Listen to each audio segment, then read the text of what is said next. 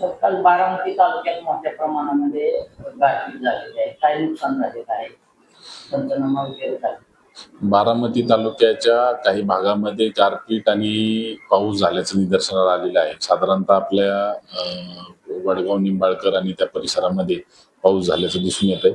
एक होळ सदोबाची वाडी, सस्तेवाडी ह्या गावांमध्ये काही ठिकाणी पिकांचं नुकसान, वडगाव निंबाळकर, कोराळे बुद्रुक, माळ शिकारेवाडी, थोपटेवाडी या गावांमध्ये सुद्धा थोडंफार प्रमाणात नुकसान आणि शिरसनेमध्ये थोडंफार प्रमाणात नुकसान असं झाल्याचं आढळून आलेलं आहे.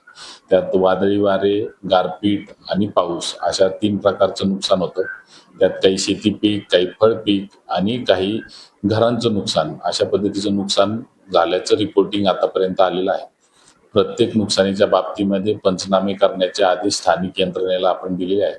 त्यानुसार तात्काळ ते सर्व लोक आजपासून पंचनाम्याला सुरुवात करतील आणि लवकरात लवकर आपण ते पंचनामे जिल्हाधिकारी कार्यालयाकडे पाठवून पुढील कारवाईसाठी आपण त्यांच्याकडे देणार आहे. शेतकऱ्यांना आणि नागरिकांना काय आवाहन करा? आता सध्या स्थितीत आपल्या काही ठिकाणी जसे वादळी वारेचा पाऊस आहे, काही ठिकाणी विजा पडण्याची शक्यता आहे. तर सर्वांना हेच आव्हान आहे की असं काही परिस्थिती निर्माण झाली तर आपण थोडं सुरक्षित ठिकाणी थांबावे आणि त्यानंतर वादळी वारे कमी झाल्यानंतर आपल्या बाकीच्या कामांसाठी बाहेर पडावे.